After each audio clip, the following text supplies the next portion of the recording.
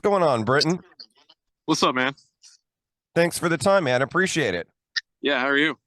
Doing great, doing great. Glad to get to talk to you again, and wanted to talk about the tour and get into a couple topics with you and get your opinion on a couple things, man. But let's start with the strip sessions. Just came out back in December, and I'm kind of curious, man. It's kind of one of those chicken or the egg, which came first?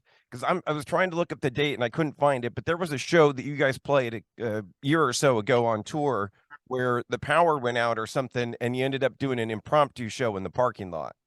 I'm pretty sure it was in Green Bay. We were on tour with 3 Days Grace, and I think that day was like a really bad stormy day, and like all of our equipment got wet, and like I don't think all the stuff was ruined, but it was so wet. Like if we turned it on, like amps and stuff, we were afraid that they were gonna blow because they were still so.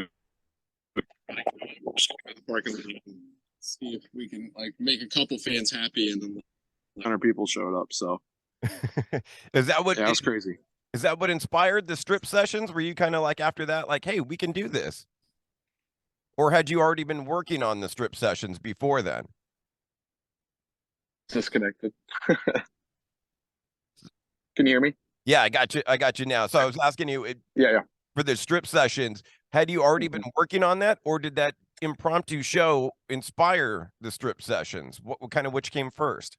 We were already working on it. I know that we put out a song called Johnny Cash like 3 or 4 years ago that was acoustic just because, we just want to do something different. And we are that kind of band where we don't want to just play heavy stuff all the time.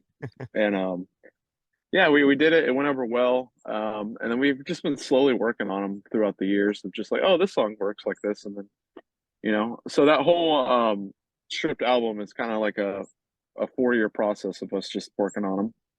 Oh, so you had been chipping away at it for a while then. Yeah. Yeah. Well, dude, I gotta kind of thank you for it because in getting ready for this interview, of course, I threw it on, Hmm.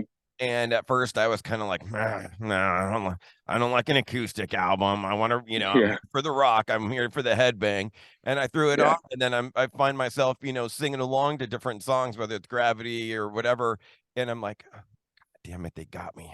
I didn't want to be singing along to it, but the songs are Yeah. so damn catchy. It's so damn good, and I almost have to thank you because it got me re-inspired to check out Metallica's S&M, which I've kind of Hmm. had the whole same kind of philosophy. "Ah, I don't want to hear symphony. I don't want to hear flutes and Metallica. Like I want to hear them Yeah. rock." But now Yeah. I'm going to go back and kind of revisit that album too because there is something unique and special about it, and us, hard rock metal fans shouldn't gloss over that stuff because ultimately, Hmm. if a song is great and written well and has a catchy chorus and a good hook and well crafted lyrics, it's still going to come through whether it's distorted or not. Yeah. I've never listened to that record actually, and I'm a big Metallica fan. I was the same way. I'm like, I'll pass, but I guess I'll have to check it out. They have two albums now. They have two Symphony and Metallica albums out now. They put out Okay. one fairly recently over the past couple years, and I glossed it over too, like, meh. But Yeah. now after enjoying your strip sessions, I'm gonna go back and check those out to get that other Okay. side of the coin. Speaking of Metallica, we do mandatory Metallica. What's your era of Metallica? What's your jam? Um, I think the Ride the Lightning album. That's my favorite era of Metallica. It it's just so raw to me. Sounds like it was recorded in a bathroom. Yeah, I love it though. It's dirty. Is there a song that you would ever think you could cover from Metallica? Something you'd want to belt out? Um, Man, we've tried. We tried to, just for fun. Me and Cody got in a room and we were trying to do what song was it? Um, it's the one off the Black album. I'm blanking Sad right but now. true, Enter Yeah, Sandman. that's yeah, sad but true. We were just messing around, so That would it be never tight. worked out. It never Ah, worked out, but it was kind of a joke. Maybe we'll play with it again. maybe you got to go something off of Ride the Lightning. Yeah, yeah, like Fight Sleeping Fire with Death. Fire or something would be Ooh, sick. Yeah, I love it, man. yeah. For whom the bell tolls. Hmm. Dude, Well, let's get into the Manic tour coming to the House of Blues Anaheim on April the 20th. Yeah. And you know, a really cool lineup with Nothing Nowhere and Spite, two completely different sounding bands. Like no one sounds like Mhm. anybody at this tour. You get a little bit of everything. Yeah, it starts off really heavy and then Nothing Nowhere's. I've heard a little bit of his new stuff too, and it's definitely upbeat and heavy, but he definitely has like a vibe side also. And then I think we're kind of the mix of all of it. I think we kind of bring that entire package together. Hell yeah, man. I'm looking forward to it. And I feel almost kind of Yeah. spoiled.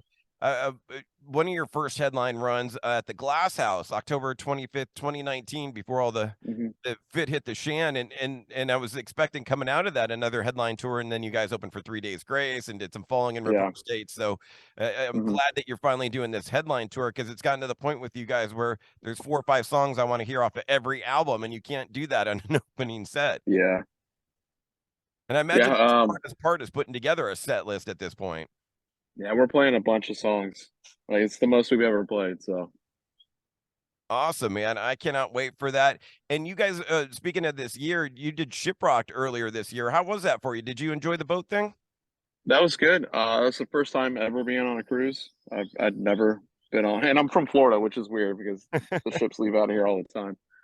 But yeah, it was good. I did a couple shows. I got engaged on that, so it was a Ah, good time. congratulations. Yeah, thank you. Have you set a date for the big day?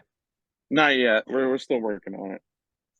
My advice, and being an old man, Hmm.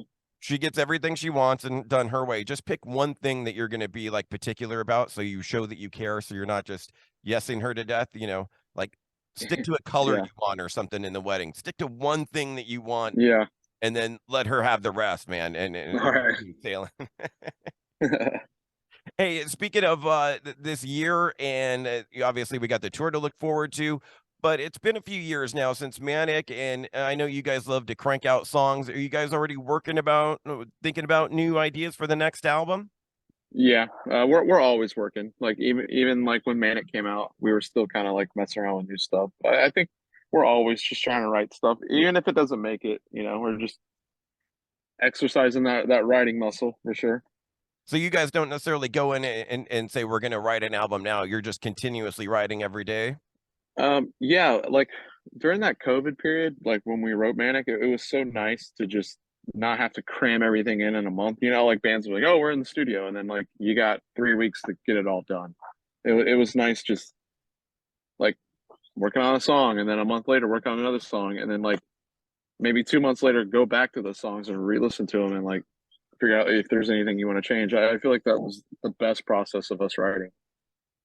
And I love it seems to be like every album you develop, there's always more and more clean singing coming out of you, and you feel like you're challenging yourself every time around. Or you got ideas and things you want to accomplish on this next one?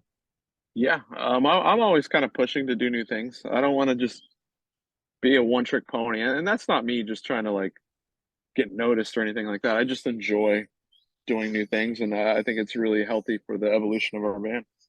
Taking singing and time away from Cody, nudging him out of the way there. Yeah. Hey, Yeah. I'm the Yeah. singer in this band, bro. Come on, you write Yeah. the songs, I'll sing them. Well, beautiful, Dude. man. Thank you so much for the time. Can't wait to see you out at the House of Blues on April the 20th. Alrighty, bro.